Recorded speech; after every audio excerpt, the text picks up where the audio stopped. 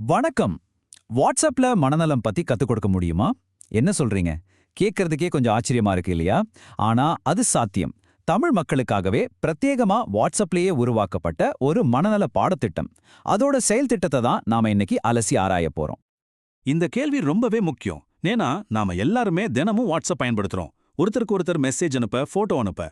ஆனா மனநலம் மாதிரி ஒரு ஆழமான விஷயத்த இதுல எப்படி கொண்டு சேர்க்க முடியும்? அதுதான் இங்க இருக்கிற சுவாரஸ்யமே. வாங்க அது எப்படின்னு பாப்போம். பதில் என்ன தெரியுமா? நிச்சயமா முடியும். ஆனா அதுக்கு நம்ம கலாச்சாரத்தை நல்லா புரிஞ்சுக்கிட்ட ஒரு சூப்பரான ப்ளூ பிரிண்ட், அதாவது ஒரு செயல் திட்டம் வேணும். இதுதான் நம்ம பார்க்க போற விஷயத்தோட அச்சாணியே. சரி, நாம இந்த பகுப்பாய்வுல என்னென்ன பார்க்க போறோம்னா, முதல்ல இந்த கோர்ஸோட அடிப்படை கருத்து. அப்புறம் 4 வார பயணம் எப்படி இருக்குன்னு பார்ப்போம். ஒரு நாளைக்கு என்னென்ன விஷயங்கள் வரும், மக்கள் எப்படி இதுல பங்கெடுக்கறாங்க, கடைசியா இந்த கண்டென்ட் தாண்டி வேற என்ன முக்கியம்னு பார்க்க போறோம். முதல்ல இந்த கோர்ஸோட மைய கருத்து என்னன்னு பாப்போம். மனம் புரிந்து கொள்ளும் திறமை. பேரை கேட்டாலே அருமையா இருக்கு இல்லையா? நம்ம பாக்கெட்ல இருக்கிற போனுக்கே மனநல ஆதரவை தினமும் கொண்டு வந்து சேர்க்கறது தான் இதோட பெரிய ஐடியா.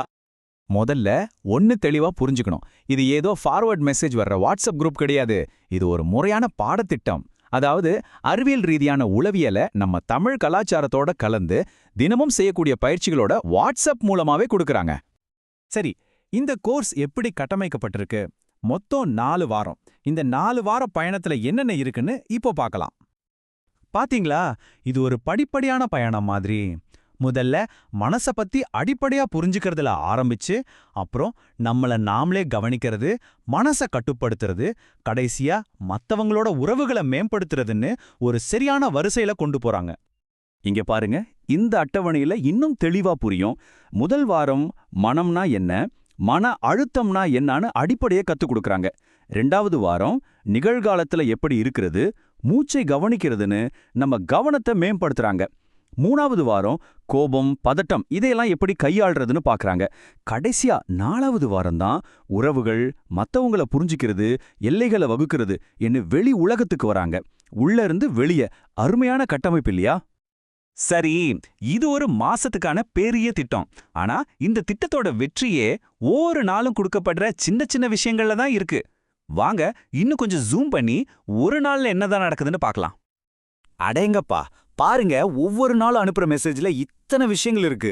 சும்மா ஏதோ ஒரு மெசேஜ் அனுப்பாம இன்னைக்கு என்ன நாள், என்ன தலைப்பு, அதோட முக்கிய கருத்து, அதுக்கு பின்னால இருக்கிற அறிவியல், அப்புறம் நாம செய்ய வேண்டிய பயிற்சி, இன்னைக்கு மனசை மேம்படுத்த ஒரு டிப்ஸ், ஒரு உதாரணம், நம்மளையே யோசிக்க வைக்க ஒரு கேள்வி, கடைசியா நாளைக்கு என்ன வரப்போகுதுன்னு ஒரு சின்ன முன்னோட்டம். அப்பாப்பா, எவ்ளோ தெளிவான ஒரு அமைப்பு!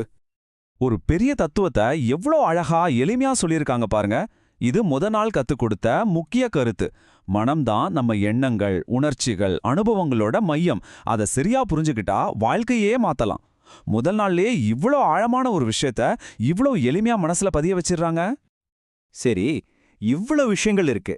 ஆனா ஒரு கேள்வி வருதுல்ல, ஏன் இதுக்கெல்லாம் வாட்ஸ்அப்பை தேர்ந்தெடுத்தாங்க? வேற எத்தனையோ தளம் இருக்கே.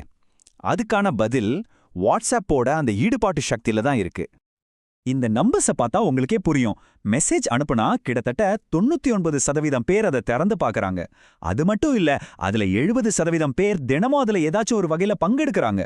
யோசிச்சு பாருங்க, வேற எந்த தளத்துல இந்த அளவுக்கு மக்களை சென்றடைய முடியும்?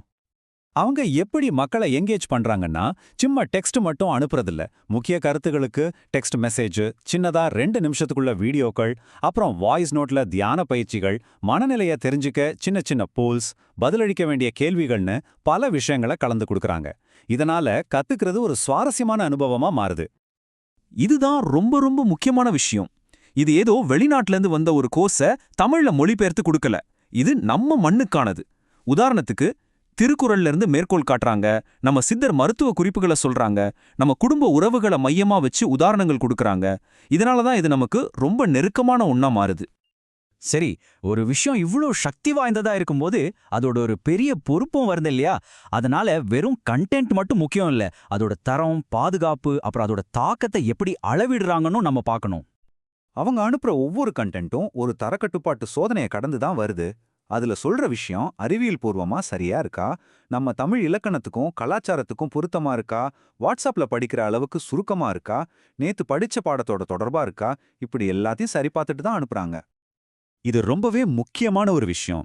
அவங்க ரொம்ப தெளிவா ஒன்னு சொல்றாங்க. இந்த கோர்ஸ் உங்களுக்கு ஒரு வழிகாட்டி தான். ஆனா உங்களுக்கு தீவிரமான மனநல பிரச்சனைகள் இருந்தா நீங்க ஒரு நிபுணரை தான் பார்க்கணும். இது ஒரு பொறுப்பான செயல் இல்லையா? அது மட்டும் இல்லாம உதவி எண்களையும் கொடுக்கறாங்க. இந்த கோர்ஸோட வெற்றிய அவங்க எப்படி பார்க்கறாங்க தெரியுமா? எத்தனை பேர் மெசேஜை திறந்தாங்கன்னு இல்ல, பதிலா எத்தனை பேர் இதுக்கு பதில் அனுப்புறாங்க, கலந்துரையாடல்ல பங்கெடுக்கறாங்க, முக்கியமா ஏன் வாழ்க்கையில இந்த மாதிரி ஒரு நல்ல மாற்றம் வந்துச்சுன்னு சொல்றாங்க பாருங்க. அதுல தான் உண்மையான வெற்றி இருக்குன்னு நினைக்கறாங்க. அப்போ கடைசியா நம்ம என்ன புரிஞ்சுக்கிறோம்? வாட்ஸ்அப் மாதிரி நம்ம கையில இருக்கிற ஒரு எளிமையான கருவி நம்ம கலாச்சாரத்தை சரியா புரிஞ்சுகிட்டு பயன்படுத்தினா எவ்வளோ பெரிய தாக்கத்தை ஏற்படுத்த முடியும்னு பார்த்தோம்.